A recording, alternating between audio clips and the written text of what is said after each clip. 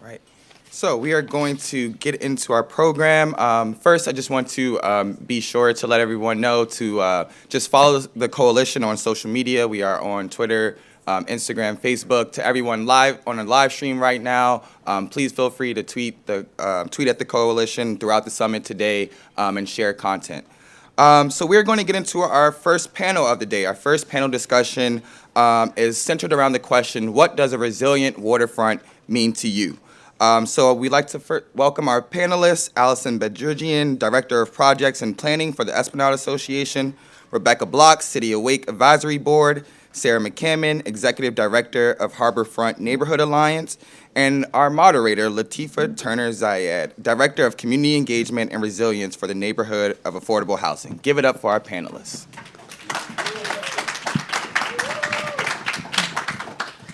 I'd like to first thank Anthony and the Coalition for Better Resilience Waterfront as part of this.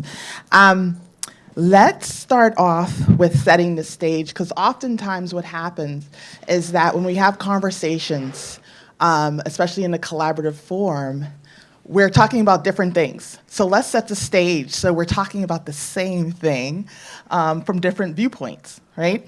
So I'm going to start off with a question. What does resiliency mean to you? And I'm saying that because sometimes resiliency is based core in climate. Other times it's about survival and also progress. So what does resilience mean to you? Well, I can start. Hi, everyone. Thank you. Thank you, Latifa, and to the Coalition for welcoming us all here today. So when I first started thinking about this, I, of course, turned to Google and typed in resilience. I'm really interested in the origin and etymology of words. And so we all recognize, I think, the re at the front of resilience, that prefix meaning to come back around, to happen again, return, redo. But that zillience part was interesting to me. And so I dug a little bit deeper and found a lot of words that have the same root, including the word salmon. When we think of salmon, they leap, they jump. We always see them kind of jumping over a waterfall or something. And so this one root word ends up meaning to leap or to jump. And so resilience meaning something that has this ability to bounce back again to its original state. And we use this word today now thinking about communities that can be resilient, making it through hard times, that the human body can be resilient, our emotional states can be resilient. And here today to talk more about landscapes being resilient. And not just in the kind of historical way of thinking of resilience, of building structures that have the ability to bounce back and building communities in a way that they can bounce back, but also working towards dismantling structures that prevent us from tapping into our own natural ways of being resilient. We've kind of been stymied in that way for a long time in a lot of different communities. So not just moving forward with new things being resilient, but also returning to the resilience in ourselves. Well, salmon upstream is definitely an image that comes to mind when you think about resilience. Rebecca? Sure. Thanks again for having me, everybody. I will echo that resiliency is more than just not fighting back, and it's really preparing for a future that can combat climate change and anything else that comes forward. So really staying strong and building the infrastructure that we'll need to combat climate change and other challenges that we're facing. Awesome. John? I sort of think of resilience. You've seen the videos for Boston Dynamics. They have those weird-looking four-legged robots, like a dog with no head. And they go up and they're testing its gyros and stuff, and they kick it in the side, and the poor thing sort of staggers and recovers. That's, in my mind, I sort of picture systems, whether those are human systems or natural systems. You take a hit, and how do you bounce back from it? The bounce part of the leaping, of the resilience. And in particular, in my own experience, a lot of the work I've done in the past has been working with disaster assistance in the Caribbean and Central America. And we talk a lot about natural hazards, and then we talk about the social vulnerability that's involved. So when we're talking about the resilience of a community, we're talking about the infrastructure, how vulnerable is it to getting flooded? How vulnerable is it to extreme heat? I think we've seen with the extreme heat out west and in Europe and other places, roads are buckling under that. Train tracks get all screwed up. So your infrastructure needs to have some sort of resilience. But then just in COVID, within my neighborhood in East Boston, of seeing mutual aid networks form and people coming together to help one another out when someone's stuck in a house and they had COVID, everyone in their house had COVID, and people were going and delivering food, that sort of social capital is a form of resilience. And ultimately, the question is, how resilient are our systems within our local government and our state? And they haven't been. We dodged Hurricane Sandy, and it's just a matter of time till we get that test to see how resilient are the rest. When that kick hits us on the side, are we going to recover like the robot, or what happens? And that's really the challenge before us. Well, I know I left away with headless robots, so Sara. Thank you, Latifa. When I think of it more as coastal climate resilience. And that probably comes from the fact that I live along the 4-Point Channel and the South Boston Waterfront. And looking at the many different topographies and edges along our waterfront, obviously there's a real need to adapt. The fact that we used to have astronomical high tides that caused flooding, and now we're seeing more nuisance flooding. And by nuisance flooding, I mean just the flooding that occurs from a normal tide cycle, normal high tide cycle. So, the climate, irony, the climate's really changed. But what we're living in has really changed. And so I see the need to provide more resilient solutions to combat those changes. And I also think about resilience, as been mentioned earlier, as strength. And so hoping collectively we have the strength to adapt and survive, really, on the water. Awesome. Thank you all. Okay, so now the first question of the hour is, what role does Boston Harbor, its rivers, its islands play in supporting the city's efforts to build more resilient neighborhoods and prepare for the impacts of climate change? And I say this on the backdrop of last night going to Spectacle hosted by Boston Harbor Now, and looking back at the city and seeing its beauty and what potential is there. Well, the history of these areas, if you look at really old maps of Boston, we've all seen how much the landscape has changed. And the original landscape and how it interacted with the water here, the soil was able to absorb a tremendous amount of water and redistribute nutrients and seeds. And the natural system was one of balance, where high tides and storm water had a place to go and a place to settle and a place to do more good. And now we see the waterfront, whether it's along the Charles River, where I am on the Esplanade, or the other parts of the Boston waterfront where we have a built landscape. And we have neighborhoods here like Roxbury where the landscape is very built up. And people need a place to live. We need a place to work and play and shop and all the fun stuff that we do. But that also means planning for ways that we can return some of these spaces to ones that can handle the amount of water that is naturally coming for us, whether through storms or through these tides. And so on the Esplanade, one of the things that we're trying to do is to improve the quality of the soil in the park so that it can hold more water, seeing the Esplanade almost as a barrier beach for some of the neighborhoods beyond it. That through reintroducing organic materials, improving the texture of the soil, and introducing new plants that help give and take nutrients and improve the soil quality, that eventually hoping to be able to see that soil absorb more water and do more of its original job. Many of you know the Esplanade is completely made out of fill. It's dirt from who knows where, and over the years, since the 50s and the last time we had an expansion on the Esplanade, it's been trampled by millions of feet a year, and the soil now is essentially dust. It's completely hydrophobic in some places, and being able to return it to a state that's conducive to life and conducive to absorbing the water from the Charles River or from storms is something that we're hoping to see, and we think is one way that that a waterfront group like ours can help support resilience in the city.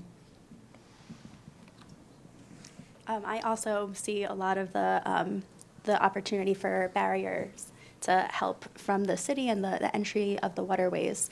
There's a lot of great programs currently that the Esplanade and other conservancy organizations work on in the Charles to help create this false wetland, I guess, or a man-made more wetland to filter out a lot of the runoff and other harmful environmental impacts. So I see it as a great way to continue on this stride, to keep building more projects and more innovative solutions to help protect our neighborhoods, ones that are directly adjacent to the waterways and ones that are a little further out, just by building this stronger barrier. It's a tricky question because you sort of have to look at it in terms of, like with everything, with scale, in terms of time scale in particular.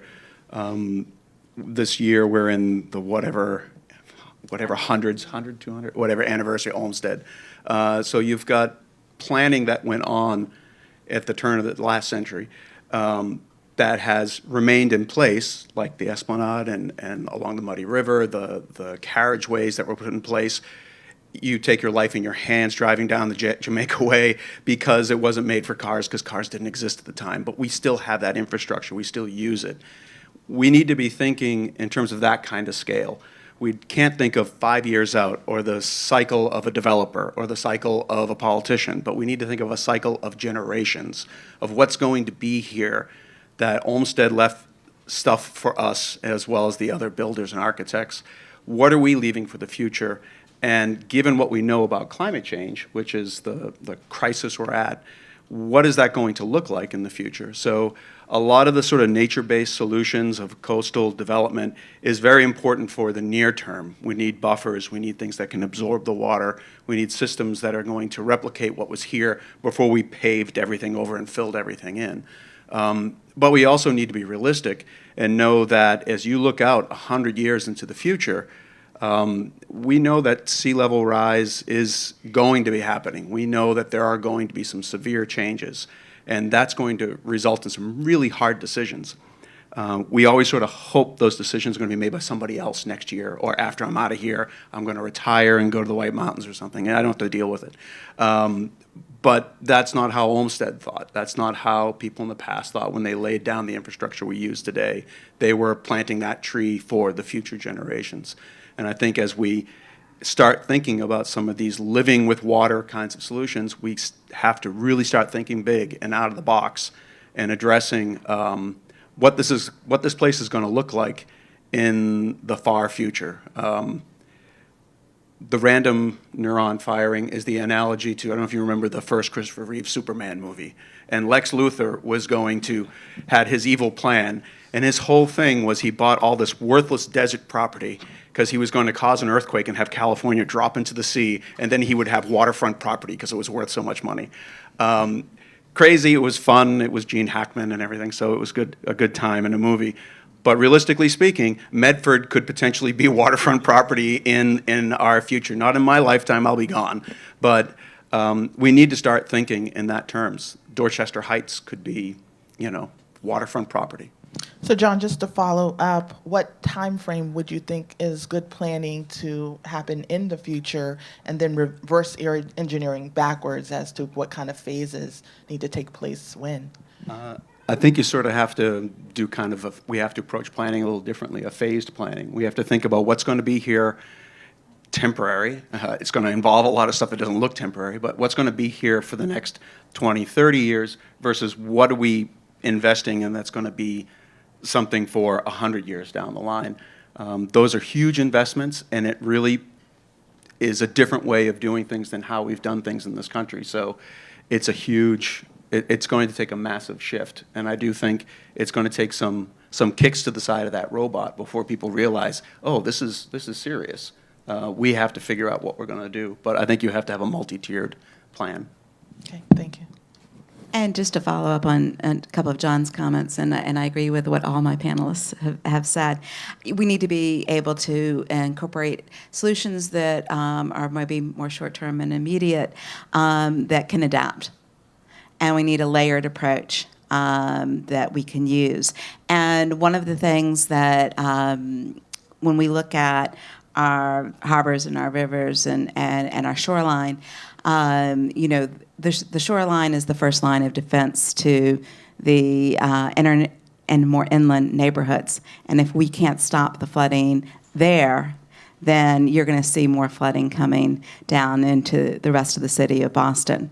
So, when we're looking at, there's a lot of initiatives of parks, land that is available next to the water's edge that are being created to become resilient and recreational. So forming a dual purpose with nature-based solutions, but then also to manage stormwater, because that's the piece that adds in and makes it even more crazy, is having those chambers and being able to retain that water underneath until it can be released back into the body of water from which it came.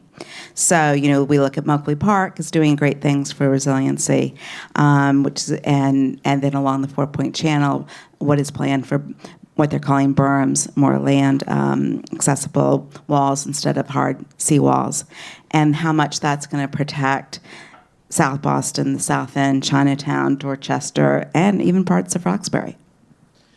What would you say is the biggest challenge facing Boston's waterfront when you look at climate change, extreme weather, precipitation, and extreme heat? Yeah. Alison. I feel like there are 3 really big challenges that we see, in trying to solve for these solutions. And the first one is a regulatory challenge. There are so many great ideas out there, but when it comes to the permitting processes that people have to go through in order to make these projects happen, they're convoluted, they're time-consuming, and they're expensive. Which brings me to that second biggest challenge, which is the funding. It's not only needing to put together, if you're going to hire consultants to help with environmental permitting, if you need engineers or landscape architects to support the actual designs, these projects are all incredibly expensive, and costs are only going up, as we all know. And the third challenge I think that we see is an education deficit. When people don't know about these issues, they care less about these issues. There's a lot of misinformation out there, there's purposeful disinformation, and there's generally a lot of noise. It's easy to get distracted these days with other things that are more fun than thinking about what happens when the neighborhood floods, and do we have to eventually give up these neighborhoods to the sea and just retreat. But the more that we can get people to confront these issues and engage with them deeply, I think we can get people to care more and help move that forward. I'm actually going to ask Sara to follow up on that. What would you say is the biggest challenge? So I think what was mentioned is definitely one. I think there's diversity of property owners. We have private property owners. We have the city, we have the state, and we have federal owners of properties along our waterfront. And our municipality has been doing a lot focusing on climate change and coming up with plans, but sometimes the state is just starting the process. So we've got different plans and approaches at different points of development in their process, and we have to navigate those challenges. So I would say one is the diversity of the property owners, and then you have the private property owners that are just out there kind of feeling on their own. If they even figure out and raise the money to protect their house and their neighbor doesn't protect his or her house, then water is powerful. It's going to find a way around, and it's going to find a way into our streets. So it's a really comprehensive and layered approach that we need. Then there's also the diverse uses along the waterfront. We have our water-dependent uses that have to be there, our working ports. And then we have our more recreational, marinas. And then we have our housing, We have wonderful resources like the ICA that people want to come to. So I think it's looking at all of that. It's looking at trying to pull together a diverse group of users that have a diverse set of guidelines and regulations that may not be completely cooked yet. But we have a sense of urgency. This is happening now. We can't wait for everything to be perfect and have those guidelines. So that is, I think, one of our bigger challenges. And I heard you say cooked at the end, and it automatically brought me back. And I know we're talking about the waterfront, but it has a relationship with heat. And I know, John Walkey, you guys over at GreenRoots are working on a very deep heat project. And so I want to really zoom into that because I don't think that's resurrecting enough in our waterfront conversation. Sure. So yeah, that's the other aspect of climate change, in addition to sea level rise, the extreme rain events that we're getting. Obviously, when we see what's been going on in out in the western part of the country and then around here, droughts and super really hot days, breaking records. They say like, oh my God, this is the hottest summer we've ever had. It's like, yeah, but it's also going to be the coldest one we're going to have for a long time now because it's only getting hotter. And the patterns and the systems that we have in place in terms of addressing some of the challenges, the way we do things is sometimes at cross currents. So taking as an example, the city of Boston for multiple administrations here has had a concern about the urban tree canopy. And we all know the urban tree canopy provides the shade, it provides the evapotranspiration, which brings the temperatures down. It can really help in heat island effects. And why don't we have more trees in certain neighborhoods? We know there's this systemic flaw of systemic racism in things like redlining that has resulted in disinvestment in certain neighborhoods. So we're all on board with this. People are being, woken up to these kinds of issues of a systemic failure, so let's do something about it. And then you go to a zoning board of appeals hearing, and every single thing that comes up is, all right, we need a variance on the setback in the rear yard. And we're building out these buildings and taking out the scrubby trees that were in the backyard and removing any sort of surface you could put a shovel in to plant any trees. And so you have this weird system where it's saying we want to get more trees planted. At the same time, it's also saying, yeah, but we want to have more housing, so let's build this stuff out, and the lot size is the size of the building. So where are you going to put the trees? They're not going to necessarily grow on the roof, not in a real way that provides those benefits. So the heat issues are ones that the challenge is addressing the sort of systemic conflicts that are in there. In an effort to move us along, Rebecca, unless you have a burning sensation to add to that question, I'm going to go to the next one. Yeah, go right ahead. All right, awesome. So we just talked about the biggest challenges. What are the other spectrum of that? What are the greatest opportunities that we might be looking at for the community and its members, both through an economic and industrial lens, as well as health disparities as well? As we look at transitioning into a clean energy city as well as zero carbon. Sure. So I love to think about how to turn challenges into opportunities. I think when you can turn a challenge into an opportunity, you have the biggest possible benefit and impact. And so the three challenges I had mentioned were the regulatory challenges, funding, and educational challenges. And when we think about regulations, they are put into place for a reason by people who know more than we do, by scientists, by politicians, by advocates for communities and for ecology, and by letting regulatory processes and the people who set them work more deeply and directly with communities and having more transparent planning processes and more transparent regulatory setting processes, we can bake in the needs of the community before that gets started, and then being able to make sure that the community's needs are heard in those processes. From a funding standpoint, thankfully there's more interest than ever. Boston and the region here has some folks with deep pockets and with really big hearts. There's a lot of grant opportunities. There's new federal funding opportunities with the American Rescue Plan Act and other federal funding, city, state, and local funding opportunities to be able to get funding for these projects if someone can put together the time and the effort and the expertise in order to apply for those opportunities. And from an educational standpoint, as I said in the other one, the more people learn, the more people care. By bringing in new programs and new outreach opportunities, by bringing people to the waterfront and introducing new opportunities in people's neighborhoods to engage with parks and with open spaces and green spaces, we're able to raise the level for everyone and make sure that people who will be affected the most have that deep level of engagement and caring in order to continue moving it forward.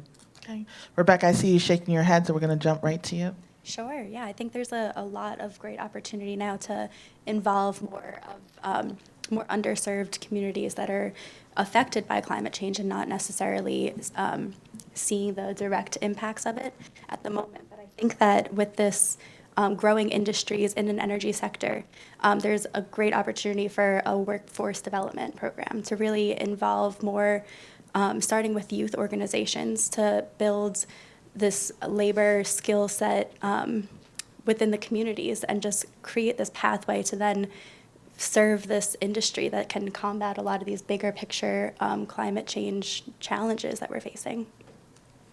I want to save some time at the end to allow for audience questioning, so I'm going to go ahead to the next question, if you don't mind.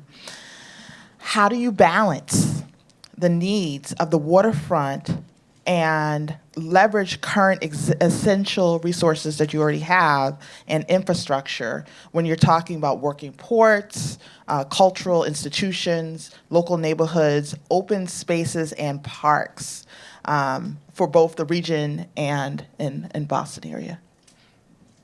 John? You asked the most unbalanced person to answer about balance. I guess, in particular, in terms of working ports, this is an opportunity here now of finding this balance that has not been there for a while. I think designated port areas, or DPAs, are something that's a little bit esoteric, and a lot of people who aren't on the waterfront don't really hear about them. But they're the reason why there have been huge swaths of land that are just sitting there fallow, and people have been saying, why don't they do something with that? Because it's waiting for marine industrial use to come. And marine industry has really trailed off throughout the 20th century to the point where we've got a salt pile on Chelsea Creek, we've got some oil terminals, and the oil terminals are closing. Massport's doing its best to try to bring in business to the working port. But there is this opportunity. I mean, they always refer to, say things like, we have a better knowledge and mapping of the moon and of Mars than we do of the ocean seafloor. That the ocean represents this huge opportunity. It's a threat to us at times when we're talking about sea level rise and storms, but it's also this opportunity for economic growth and activity. So our designated port areas, while they're geared towards a 19th and 20th century sort of economy, if we were to rejigger them to be looking towards the 21st century and to start thinking about how can we produce some of those jobs, job training, and make the conversation we've had so far, it has been really coastal and river sort of focused, of people working there. But again, for folks who are living around the neighborhoods here, why should I care? If I'm going to be waterfront in the future, why should I care if that stuff gets flooded? Well, because there is this opportunity for us to open up, at this moment of crisis, is the opportunity to open up the conversation, to bring in other people, because we need more voices at the table and more ideas, because this is a challenge. It really is huge. And so as we start thinking about what are the opportunities of using these port spaces in a new economic way, we want to make sure that people who can benefit from that, who traditionally have been excluded, are coming into that conversation. My grandfather came here from Nova Scotia, arrived at East Boston, actually lived around the corner from where I live now, and started out as a fish cutter in one of these properties on the waterfront. And what we would like to see is for there to be more economic opportunities like that, so that we can repeat these stories going forward in a very different way than what happened in the past, but in a way that is much more equitable and can pull in more people who have that need. And maybe a little less smelly, right? Sara. I was just going to say, if you choose to live on the water, I think you have to take in some smells, because even with the tides changing, you get smells. It's part of the experience. So I was just going to really mention that. I think that to create this balance, we really need to break down these silos. That people that are working in the working ports understand what's happening on the non-water dependent parcels, I guess I would say, from a use standpoint, and that we are much more open to maybe what might at first glance seem to be a radical idea and solution, and that we take an opportunity to look around the states, around the world, at a waterfront environment that is similar, so we can borrow, steal their best practices and solutions of how they built industry along the waterfronts, and we're able to cohabitate with residential or commercial or civic uses. So, Sara, I'm not going to let you get away with that without giving an example of a community that you see that you think could be looked at more closely. That I didn't put in my notes, but I listened to the Globe Summit, and I don't know if any of you all attended the one on oceans. And there was a gentleman there representing Rhode Island, and Rhode Island has done a tremendous amount of work with really investing and providing opportunities in blue and green tech. And from him, I found out this interesting fact that one oyster can clean 50 gallons of water. I have a hard time consistently drinking 8 glasses of water. So I was very impressed in the power of the oyster. But it speaks to aquaculture, right? Got that one? And looking at different industries and partnering with different, universities and colleges. I mean, here we are. We need the help.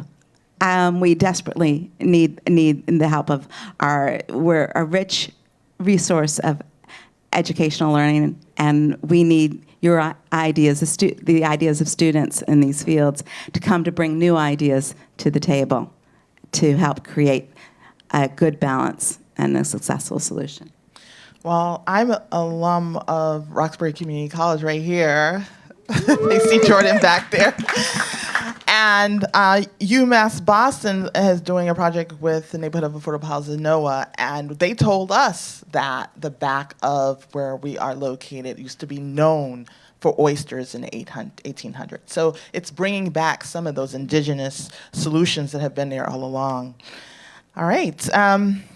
How would you best ensure that all the neighborhoods, particularly those impacted by decisions about our waterfront and climate resiliency, are brought in as thought partners in the conversations about the future? And I'm going to start with Sara this time. Oh, I was really hoping you would start with someone else. I can do that too. Let's go over to Rebecca. Yeah. So I think that it would be a really great way to involve more community is to do more like canvassing, just getting involved with the people and sharing information. As we had mentioned before, some of my other fellow panelists have said that there's a lot of misinformation being shared around and a lot of just lack of general information that people have a right to know and be aware of. So just by talking with different communities and engaging with them on their own ground and showing them where they could help, they can step in and learn more and grow the community just to help fight this one goal together. And then also, what we do pretty well, I would say, in a lot of the physical waterfront spaces in Greater Boston is attractive signage. There's really some great art pieces that tell a story about different issues that we're facing in that physical space. So I would say just keep that up and maybe increase the amount of eye-catching that we're doing in these spaces that need help. John? Similarly, I think we need to, if you want to get other people engaged in this, you can't start with, what can you do for me? It's what do I got to do to put you in this waterfront? You have to go and talk to folks and find out what their current concerns are in Hyde Park, in Mattapan, in other neighborhoods that aren't right on the river, or, well, Mattapan's on the river, not like right on the waterfront or in the river areas, to actually talk to folks and find out what their concerns are, and then sort of start thinking about how can those issues be met with a solution on the waterfront? How can you make the waterfront relevant for them so that it doesn't become, listen, I got my problems, you got yours, you figure it out over there, I'll do my thing. No, we both have these problems. We have problems with affordable housing. We have problems, education, all these different issues that we have. What is the waterfront's role in fulfilling some of those things? And that's where the creative thinking comes into living shoreline spaces, park spaces that can be used as educational facilities, as well as recreational facilities, as well as storm sponges, if you want to think of it like that. So it really is trying to meet people where they're at. And at GreenRoots, you've done some charrettes already with neighbors, and so these are things that you've already experienced in Chelsea and in East Boston and other neighborhoods, right? Yeah, it's been a little easier, and well, it's ironically, for like 10, 15 years ago, for folks in Chelsea, they didn't really think of themselves as a waterfront community because they were walled off from the Chelsea Creek, from there was the park that's right, the DCR park that's right on Admiral's Hill. But for the most part, they drove over it, and they drove over the water and going to somewhere else. And we've slowly worked on the Mill Creek, which divides Revere from Chelsea, has introduced people to this waterfront. And now there's this hunger to get more of it. So once you got to be ready, because once you get the ball rolling, people are like, all right, where's the next park going? Oh, and then you got to try to figure it out. Awesome. Alison? Sorry. I was trying to give you as much time as possible. Oh, yeah, well, I was just going to mention, Alison, if you don't mind, that I think that one of the big trends that we saw during the pandemic was the desire for everyone to get outside. And I think that a couple of things. From a climate resiliency standpoint, what really hit home for me was seeing a dumpster flooding down a neighborhood street because the water had come up and over the channel across 9 acres of parking lot and into the inner neighborhood.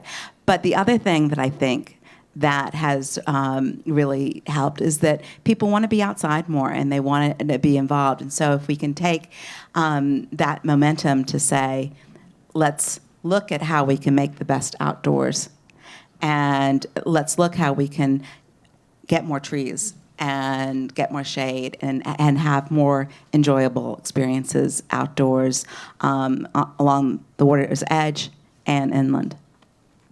Yeah. And I'm going to be interested because I'm sure Alison has a really good in-depth response. No, I love this. Everyone's responses have been so great. I don't have much to add, but just our waterfront groups have a responsibility. We have to do our homework, find the groups in the communities and their representatives who have the ideas and want to be at the table, and build authentic relationships. There are so many groups out there who don't get that outreach until a group has a shovel-ready project that they just want to get it checked off the list that, oh, we did our community engagement. But that's not an authentic relationship. We need to set the foundation for that long before you are coming to a community, as John said, and asking, well, what can you do for me to help me get this done? And then lastly, showing that we're listening, showing that we heard you and that the project is reflecting the needs of the community as were described during that outreach process. To have a project go through the community engagement process and then not include those needs and requests in the requirements and scope for the project, I think is to the detriment of future community involvement.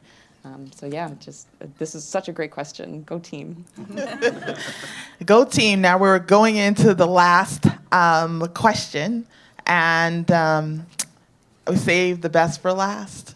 If you had a wand and it factored away all cost, what would you do with that to address climate change in this city?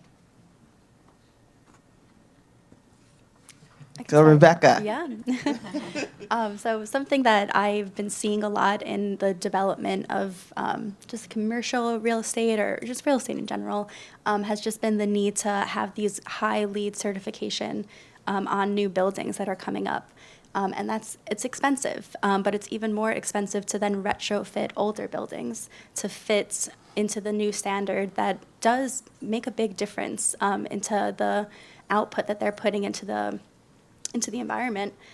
So my cost-reducing magic wand would definitely be to just upgrade all of the existing infrastructure that we have into the most, what would the term be?